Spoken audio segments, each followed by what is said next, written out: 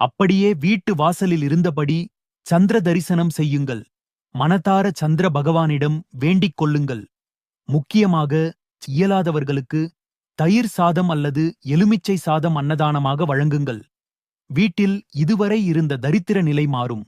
இல்லத்தில் இதுவரை இருந்த சண்டை சச்சரவெல்லாம் போய் மகிழ்ச்சியும் குதூகலமும் குடிகொள்ளும்.